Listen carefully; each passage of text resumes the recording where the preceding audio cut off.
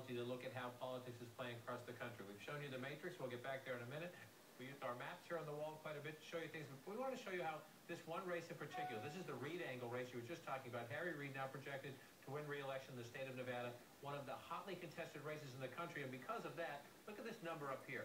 Over the course of this race, we have analyzed more than 500,000 tweets, more than 545,000 tweets in this race. And if you go back in time, above the black, those are positive tweets. The dark green is Angle, the lighter green is Harry Reid.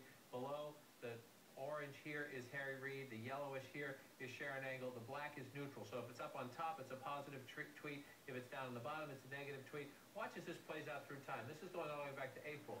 And you watch this play out, and watch on the left, you see the numbers, percentage of the positives and the negatives going up and down.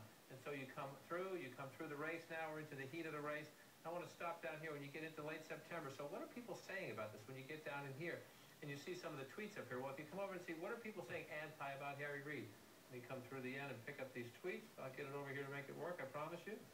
You come over here, what are people saying negative about Harry Reid? Well, somebody here in the final days of their campaign saying Harry Reid's going to raise your taxes. Harry Reid is a liar.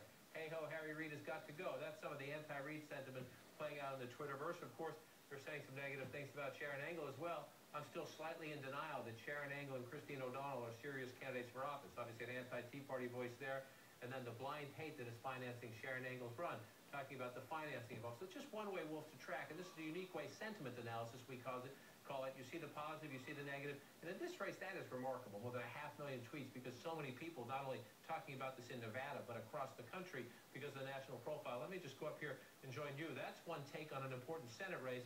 Wolf, as we've talked throughout the night, remember when we started, this is the CNN 100 you see around us here in the Matrix. This is the 100. Hotly contested House race, the most competitive House races across the country. Guess what?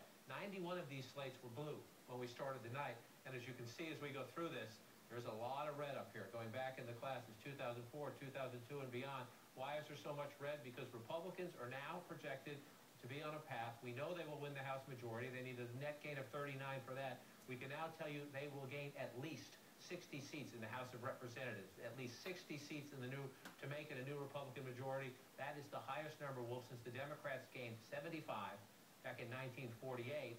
And from 1948 until today, it was the 1994 year when the Republicans gained 52 in their last sweep. That had been the high watermark since 1948. 75 then, 52 in 1994. We know all these red slates, all those flashing lights you see at home, the Republicans will eclipse 60 tonight.